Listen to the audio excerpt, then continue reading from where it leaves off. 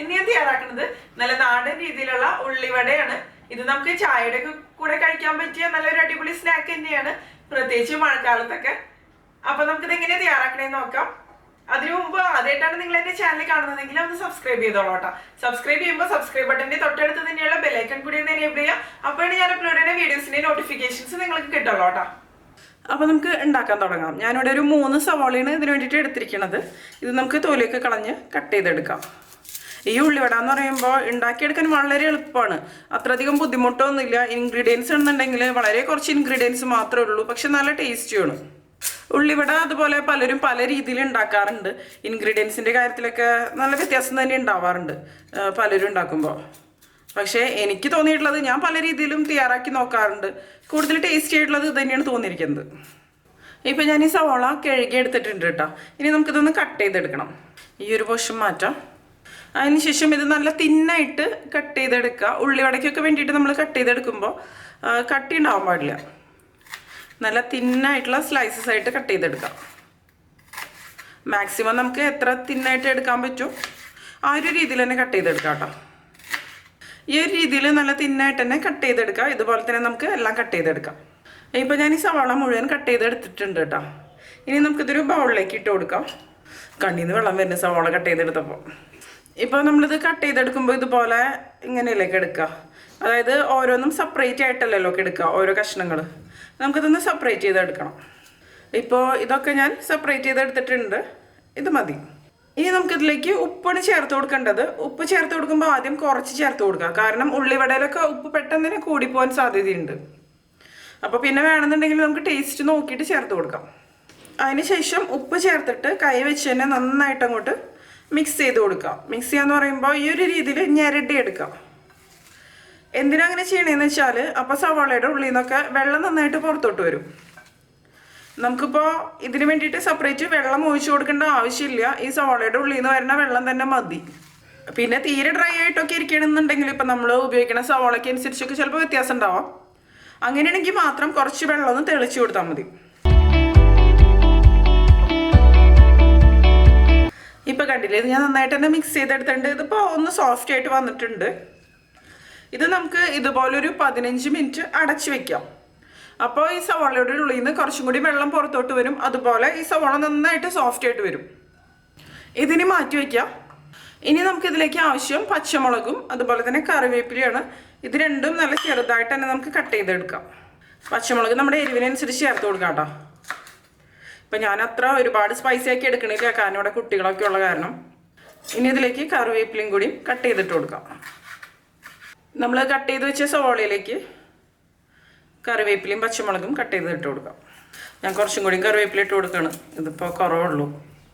ഇനി ഇതെല്ലാം കൂടി വീണ്ടും നമുക്കൊന്നും കൂടി മിക്സ് ചെയ്തെടുക്കാം.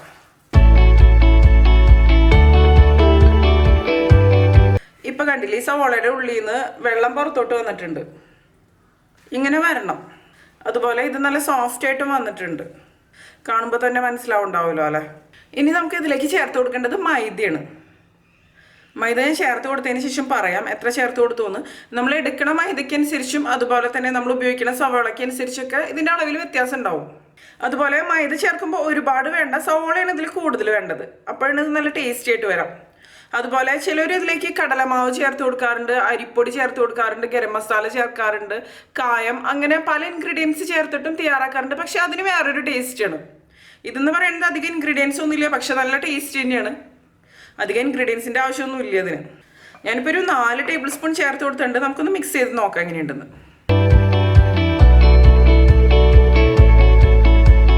ഇതുപോലെ കൈവച്ച് നന്നായിട്ട് തന്നെ ഇങ്ങനെ മിക്സ് ചെയ്തെടുക്കാം കേട്ടോ. പിന്നെ മൈദയ്ക്ക് പകരം ഗോതമ്പ് പൊടി ഉപയോഗിച്ചാലും ഈ ഒരു ടേസ്റ്റ് കിട്ടില്ല. 2 ടേബിൾ സ്പൂണും കൂടി നമുക്കിതിലേക്ക് ഇട്ട് കൊടുക്കാം. വീണ്ടും ഒന്ന് മിക്സ് ചെയ്തെടുക്കാം. കാരണം ഈ സവാളയുടെ ഉള്ളിൽ നിന്ന് ഇനിയും വെള്ളം പുറത്തോട്ട് വരും. അപ്പോൾ നമുക്കിതിലേക്ക് വെള്ളം ചേർത്ത് കൊടുക്കേണ്ടി വരില്ല. ഞാനിപ്പോൾ 2 ടേബിൾ സ്പൂണും കൂടിയും ചേർത്ത് കൊടുത്തിട്ടുണ്ട്. നമുക്ക് വീണ്ടും നന്നായിട്ടൊന്ന് മിക്സ് ചെയ്തെടുക്കാം. ഇത് മതിയാവും.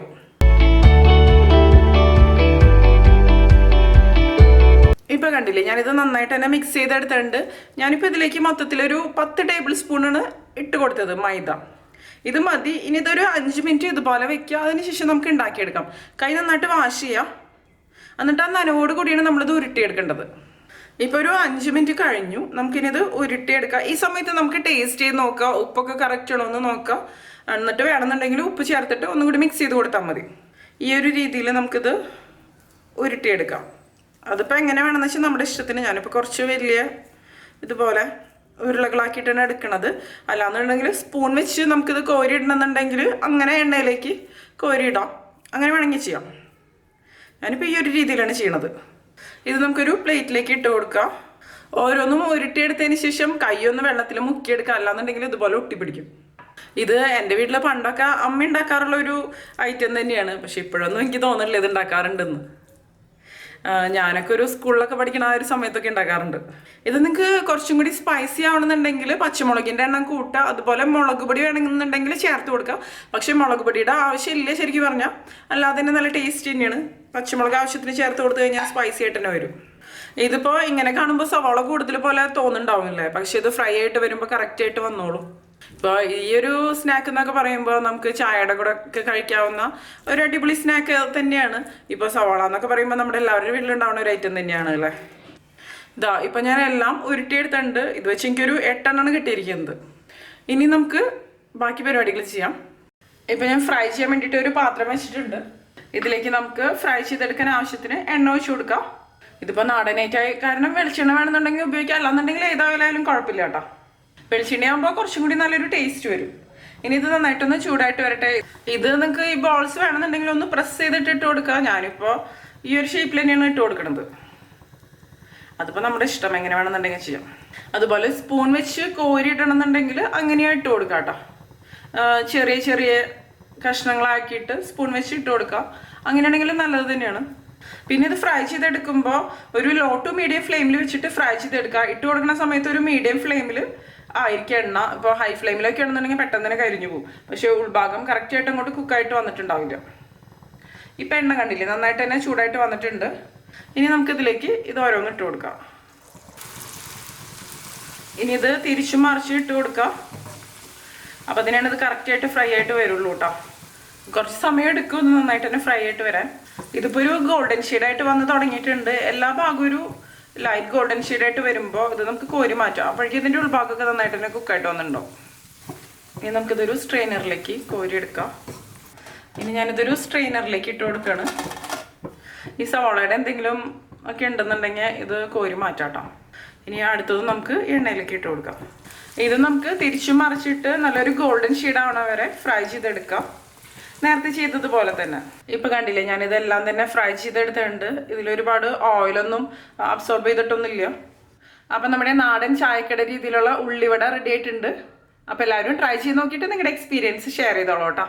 നിങ്ങൾക്ക് എൻ്റെ വീഡിയോ ഇഷ്ടമാവുകയാണെങ്കിൽ നിങ്ങളുടെ ഫ്രണ്ട്സിനും ഫാമിലിക്കും ഒന്ന് ഷെയർ ചെയ്ത് കൊടുത്തോളൂ കേട്ടോ. പിന്നെ ലൈക്ക് ചെയ്യുക. അതുകൂടെ തന്നെ നിങ്ങളുടെ അഭിപ്രായങ്ങളൊന്ന് കമൻറ്റ് ചെയ്തോളൂ കേട്ടോ. അപ്പം മറ്റൊരു അടിപൊളി റെസിപ്പി ആയിട്ട് വീണ്ടും കാണാം.